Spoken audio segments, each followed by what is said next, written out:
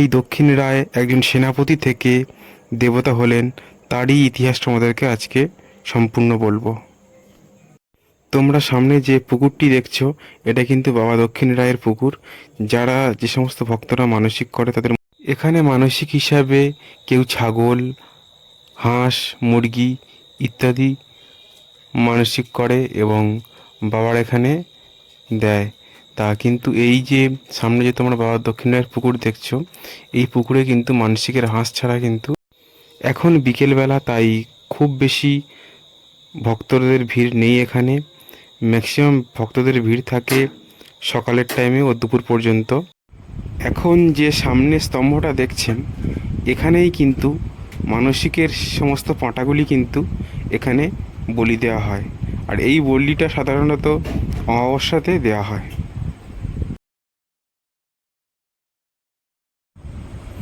এবারে আস্তে আস্তে আমরা মন্দিরের দিকে এগিয়ে যাব।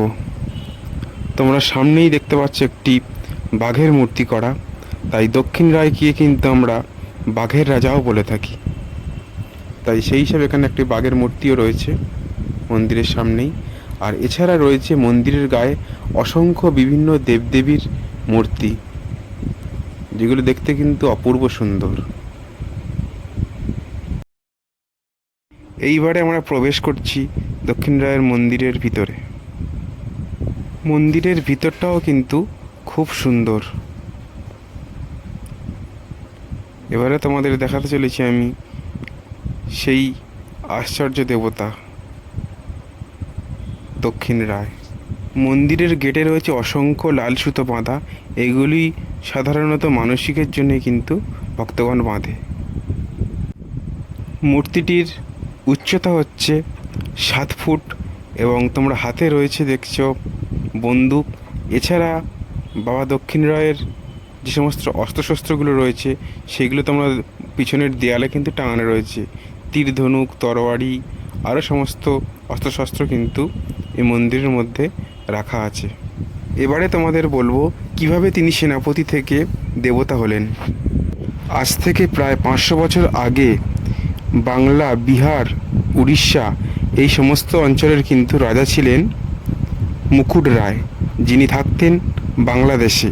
তা এই যে তোমরা ধবধবি দেখছো, ধবধবি যে বাবা দক্ষিণেশ্বর মন্দির দেখছো, এই সমস্ত অঞ্চলও কিন্তু তার অধীনে ছিল।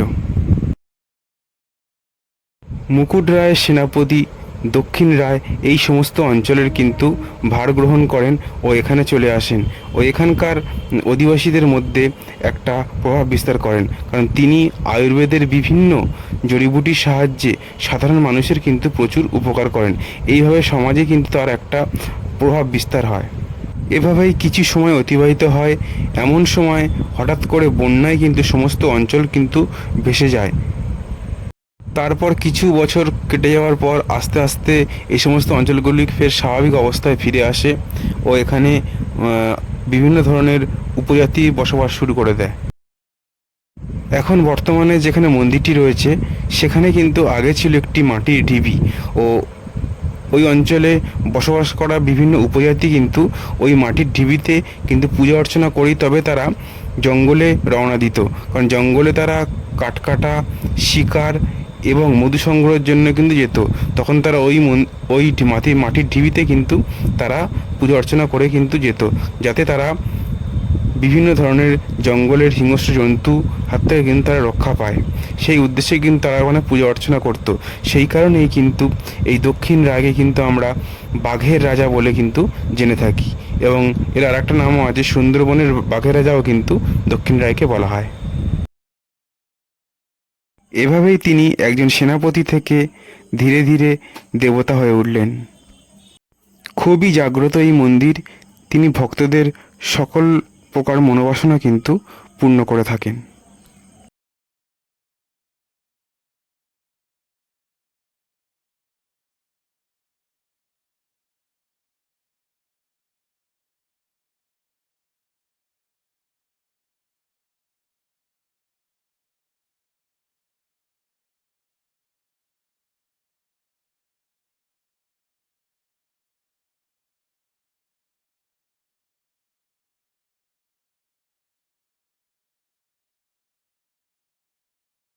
পূজা অনুষ্ঠিত হয়।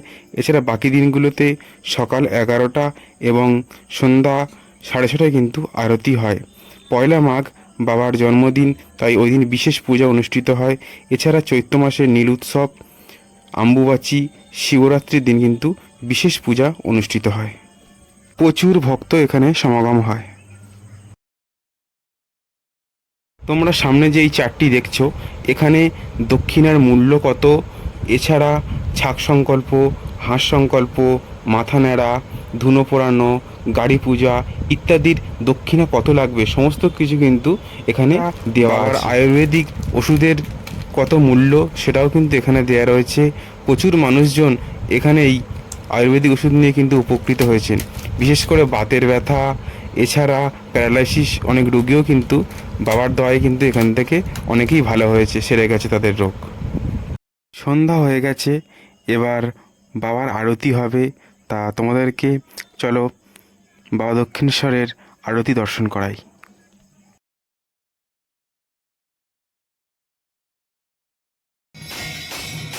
প্রথমে পুরোহিত মশাই পঞ্চপ্রদীপ দিয়ে কিন্তু বাবার আরতি শুরু করেছেন।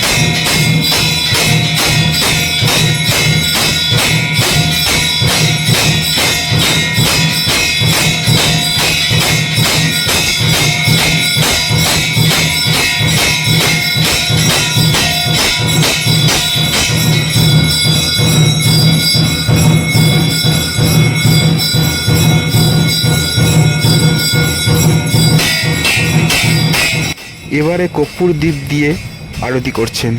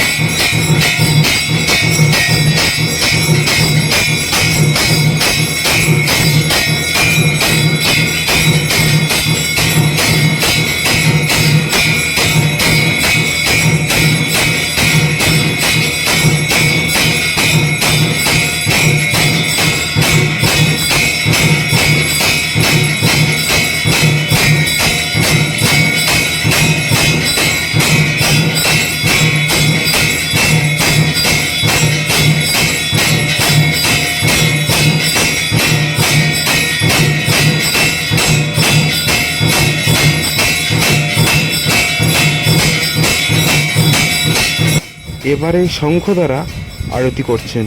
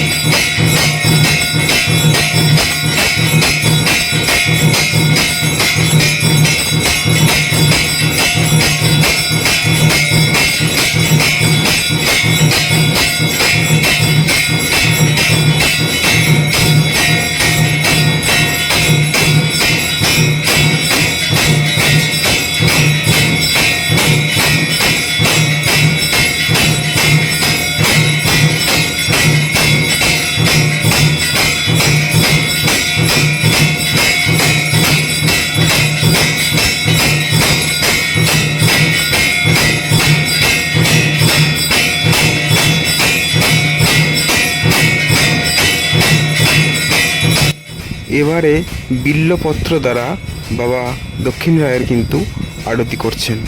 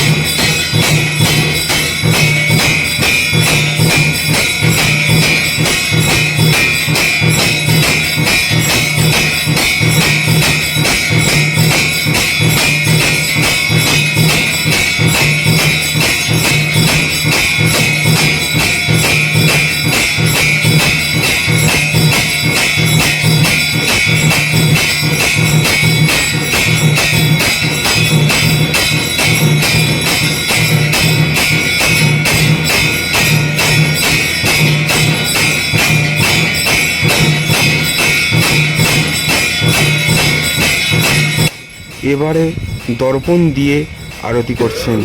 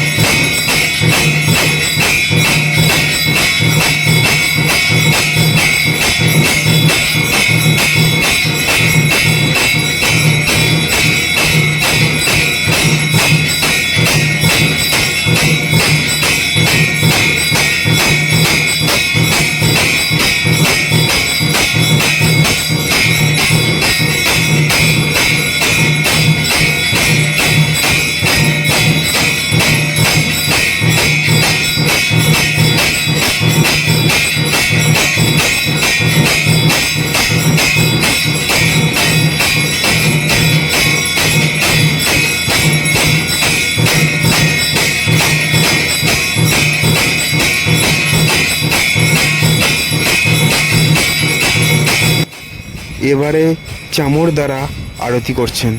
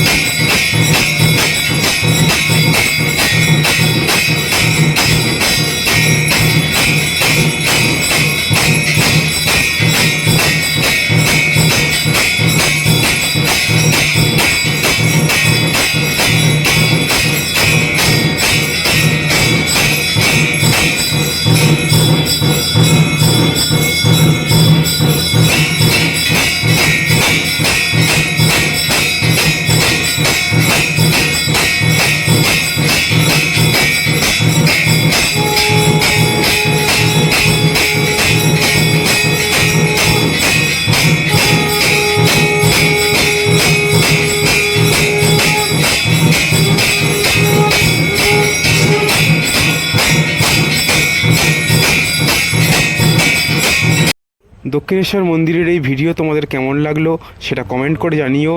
যদি ভিডিওটা ভালো লেগে থাকে লাইক করো আর চ্যানেলটা সাবস্ক্রাইব করে দিও। দেখা হচ্ছে নেক্সট কোনো ভিডিওতে।